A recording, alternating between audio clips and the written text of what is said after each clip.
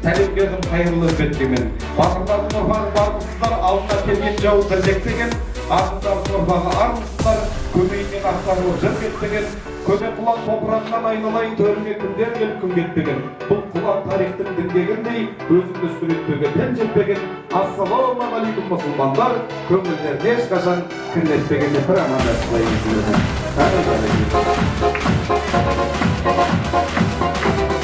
Ortak Türkiye'nin ortak topluluğundan altın Peygamberimiz Muhammed Mustafa sallallahu aleyhi ve sellem'in hadis maktamması ol toyumesi oldu.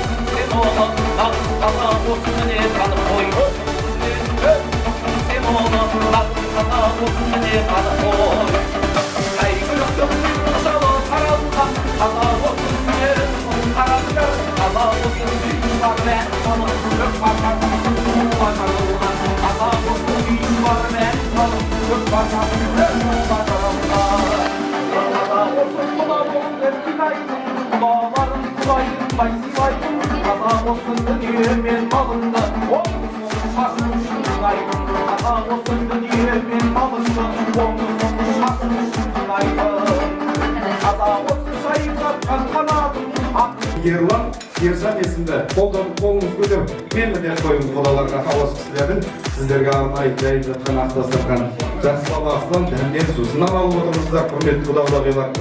Енді жаңа бірінші үйдегі керемет бірек айтылған шығар, осы екінші дастарханға келіп отырмыз. Бұл жерде де жастарға, құдаларға деген керемет ақ-тілекті арнап отырайық. Қазақ деген халқында, құда деген бар құда, айтады оны әрине үлкен мәкті қалпында. Üstüne görünüyorsa yolda çıktı. Yolda gelirse yol kalmıştır. Olası Munaygaz keremет жақсы семья, олар да 4-5 баланы өсіріп отырған ана.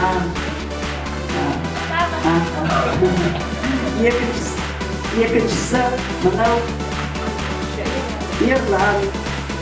Ерланның жолдасы тұра ғой. Келініміз еңлі. Бұлар да 4 бала өсіріп отыр. Бұлай қараса, кішкентай қыз бала сияқты болғанмен, бұлар да ата-ана. Одан кейінгі қызы Алматыда, оның да 3 баласы бар. Кішкентай баласы болғандықта бүгін келе алмай қалды. Ең кезде ұлы Ержан. Мына балаға келген уақытта, ол бала вақты бен жұмыстар дейді, Амангелді Мұнайгазда. Сол жақта соның келіні Эля. Келіншегі. Сонда бұлар менің келінімнің келіні. Мен бұлардың енесімін. Менің бұл кісілердің енесі менің туған абысыным еді ғой. Ол кісі өмірден өтті. Сондықтан осы балалардың үлкен енесі болып жүрген менің жағдайым бар. Шалғысын, әлде, тағы айтым. Жақсылық бола берсін, баршылықтың тілек бола берсін. Осы екі баламыздың арқасында ғой мені танысып жатырмыз. Таныстығымыз әлде қосыла береді. Әлде қуанып жатыр, бір жақтарда қуанғаннан бұрын тыңғалып жатыр. Қалайша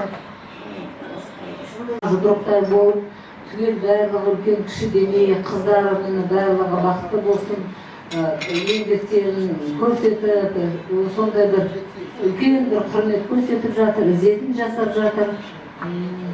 Өте ырзамыз. Біріншіден енді бағана Құдағиға айтып жатырмын. Басқасын қайдам осы жібектің осындай жекжат жұрат өзіне ел жұртын тапқанына.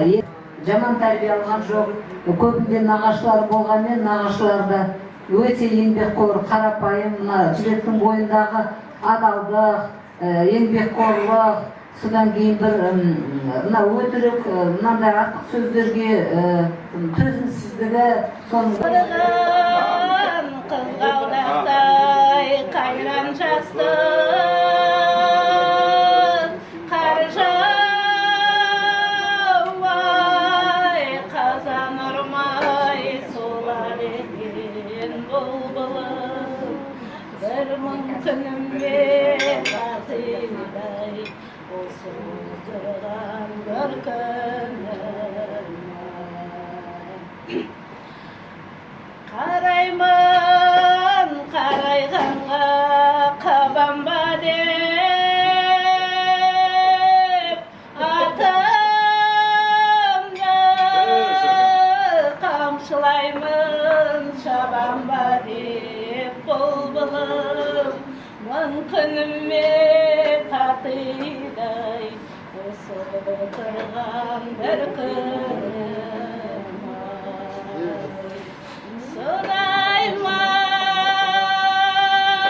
Сұраймын өткеннен де, кеткеннен де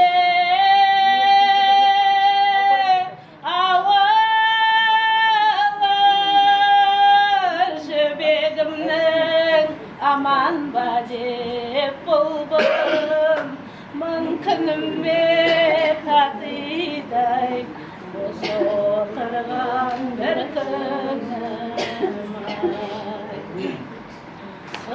сұрасаң біздің ауыл қамыс қорған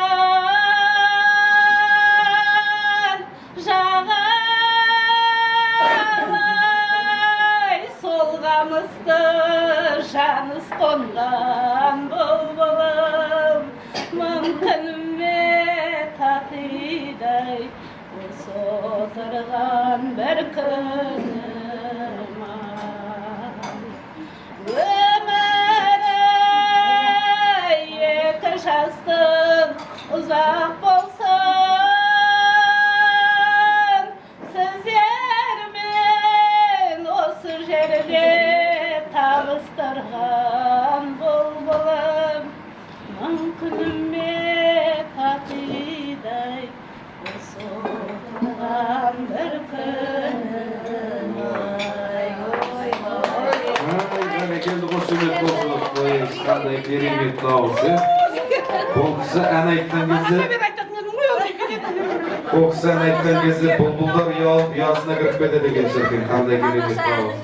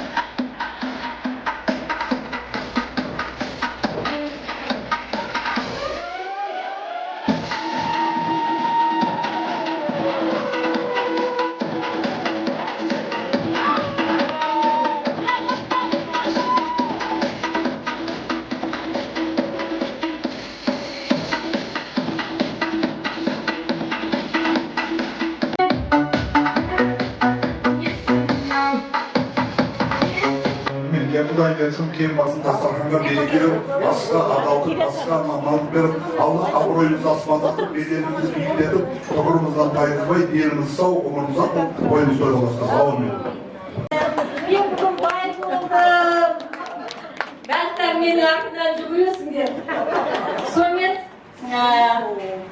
мамасыны жаңағы кішкене беріп, тамақ беріп, күндіз-түні 40 күн қырқынан шыққанша мен Қайыржанның өзін бақтым.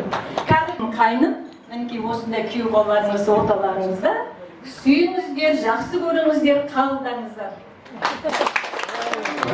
Көп рахмет. Мақтамадыңыз ба? Бой десе Есімізге алып күлеміз. Содан кейін жеңгеміз ол кезде жаңадан мешітті бітіріп келіп, жаңадан мектепте жұмыс істеп жүрген. Olmasa suluğumuz arubeye, kalasın erkimlerime sana sarı.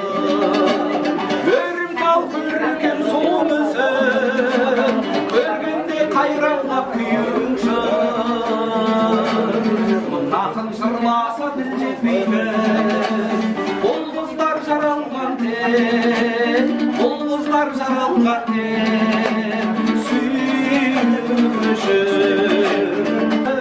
Basına koyadım bu büyükte. Қатемдеп, бүгіндері ойға қаламауынша балаларын саған тартса екендер. Енді сенің балаларың сенің әкеңнің шешеңе тартсын. Үлкен рахмет. Ал енді сол қыздарымыздың үлкен жақсылығына қуанышқа келіп отырмыз. Мына қыз бала деген орны бөлек, жолы бөлек. Баяғыда бір жігіт ауылдағы қариядан көріп деп сүйінші сұрапты. Ата, сүйінші үйдегі келініңіз ұл туды десе, сүйіншісіне бір ой берген екен. Енді ортаға 1-2 жыл салғаннан кейін, ата, сүйінші келініңіз туды, қыз туды десе, 2 ой берді. Сонда айтқан екен, ата, ұл деп едім 1 ой бердіңіз, қыз деп едім неге 2 ой бердіңіз? Қыз деген ол 2 жақты да ойлап жүретін азамат деп. Сондықтан біздің жібек қызымызда 2 әулетті, 2 ағайындарда басын біріктіріп, ортасында тілеулес болып жүретін жан. Сондықтан тойларыңыз тойлаласын. Сол жібегімізден немере көріңіздер, одан шөбере көріңіздер. Қазір немере шөберелеріңіз бар ғой, солай ма? Баяғыда бір ападан сұрапты, шөбере тәтті ме, немере тәтті ме деп. Сен немере тәтті шығар деп айтады. Ай шөбере десе, ай ол бәлелердің өзінің апасы болу керек. Сондықтан ертең жібектен туған балалардың өздерінің апасы болып соған жетейік. Құдай ұсағынан сүйгілсін. Дастархандарыңыз шашылып отқандарыңыз Алланың өзі болсын. Рахмет береке. Отбасына береке болсын. Төрт баланың әкесінің де болсын. Өрлі шүбірлі болсын.